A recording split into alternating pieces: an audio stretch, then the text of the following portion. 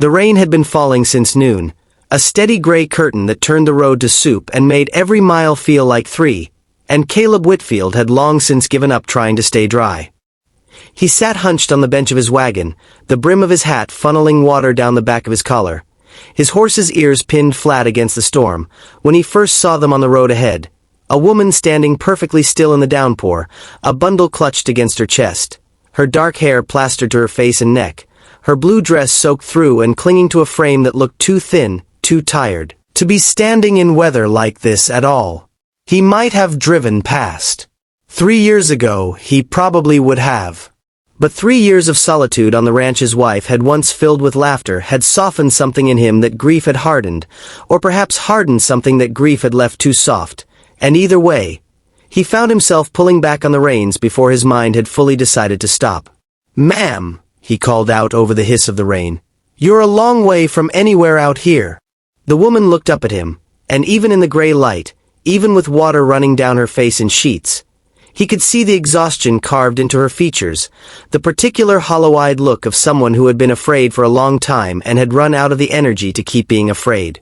The bundle in her arms shifted, and a thin, reedy cry rose up from beneath the wool blanket, and Caleb realized with a small jolt that she was holding a baby, an infant so small it could only have been born within the last few weeks.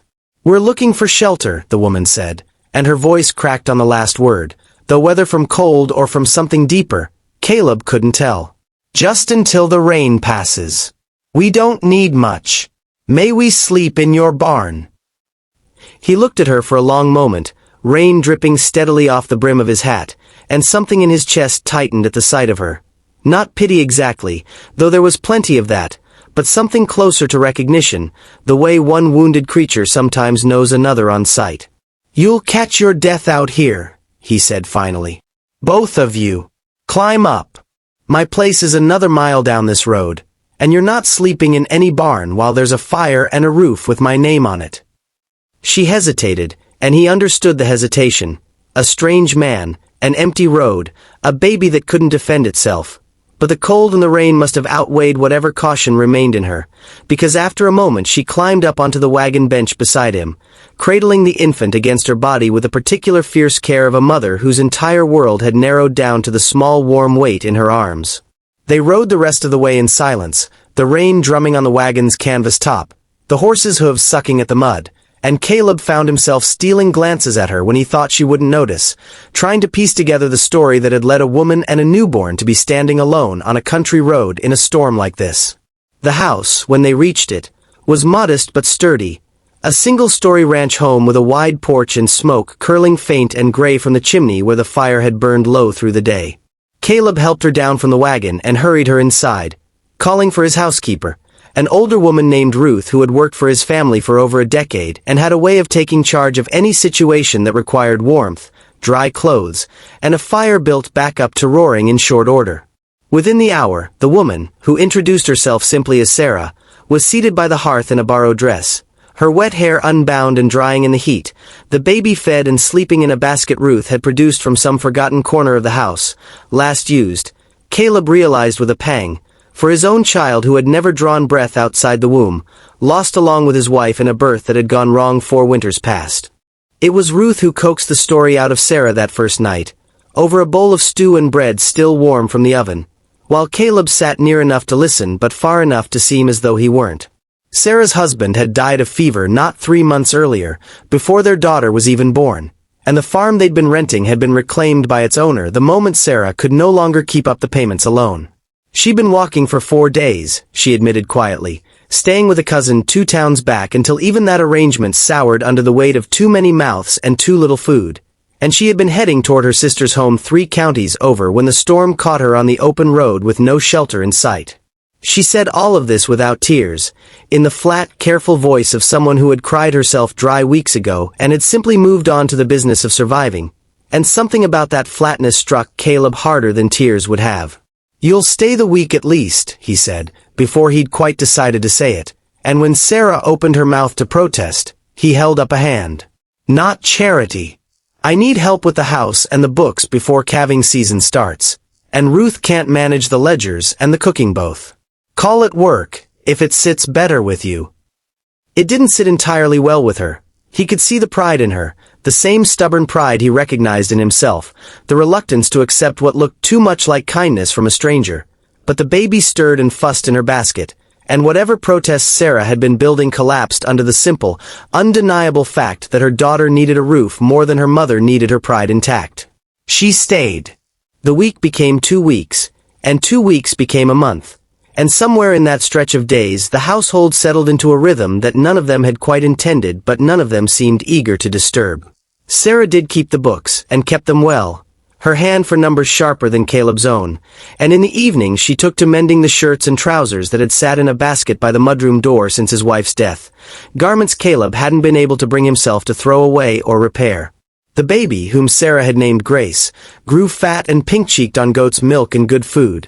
And there was something about the sound of an infant's laughter echoing through those rooms again that seemed to loosen a knot in Caleb's chest that he hadn't realized had been tied so tight for so long.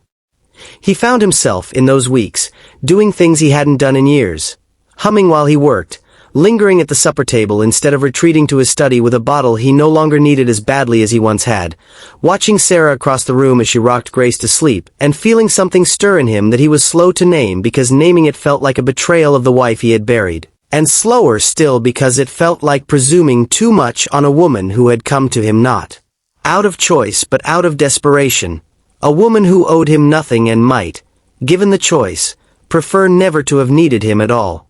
But Sarah noticed things too. She noticed the way Caleb slowed his pace to match hers on their walks to check the fence lines, though his legs were twice as long as hers. She noticed the small kindnesses that piled up quietly, unannounced, the way he'd fixed the loose board on the porch before she'd even mentioned it creaked, the way he always made sure Grace's basket was nearest the fire on the coldest nights. She noticed, too, the way grief sat on him in the evenings, when the house went quiet and his eyes would drift to the small portrait of a dark-haired woman above the mantel, and she understood that grief in a way few others could, having buried her own husband not so long before. It was a night in early spring, with the last hard frost finally breaking and the fields beginning to soften with the promise of green, that Caleb found her on the porch after Grace had gone down for the night, wrapped in a shawl against the lingering chill, looking out over the dark shape of the land that would soon need planting. He came to stand beside her, close enough that their shoulders nearly touched, and for a long while neither of them said anything at all, content in the particular silence of two people who had run out of pretending they didn't understand each other. "I never thanked you properly," Sarah finally said. "For stopping. For the barn you never made us sleep in."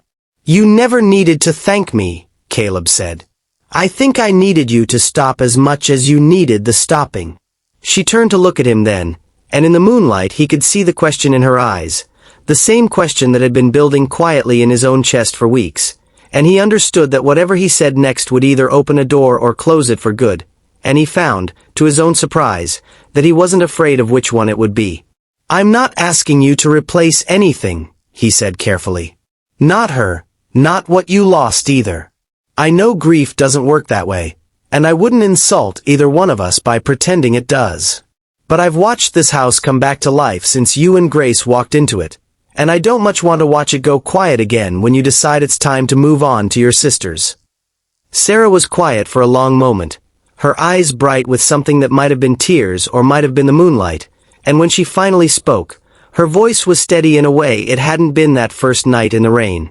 "I stopped believing, somewhere on that road, that anyone was going to stop for us. That anyone had a reason to. It's a strange thing, to have a stranger prove you wrong about the whole world in the space of one wagon ride." "Then don't go to your sisters," Caleb said. "Stay because you want to. Not because you've got nowhere left to go. That's the only way I'd want you to stay at all." She didn't answer him in words. She simply reached over and took his hand, her fingers cold from the night air but sure in their grip, and they stood together on that porch a long while, watching the stars emerge one by one through the breaking clouds, two people who had each been drowning in their own separate storms until a single stretch of muddy road had brought them, against every reasonable expectation, into the same shelter. They married the following autumn, a small ceremony held in the yard beneath the oak tree Caleb's grandfather had planted, with Grace, now walking on unsteady legs, toddling between the gathered neighbors in a white dress Ruth had sewn for the occasion.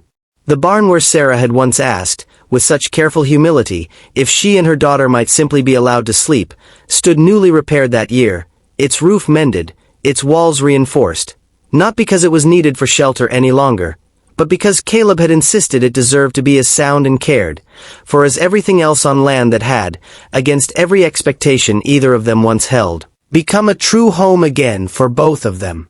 And in the years that followed, when neighbors asked how the rancher and the widow had come to find each other, Caleb would only ever say that he'd been driving home in the rain one evening and had simply stopped when he saw someone standing in the road who needed stopping for, and that everything good that came after had grown, slow and unhurried as any good thing does, from that one small decision to pull back on the reins.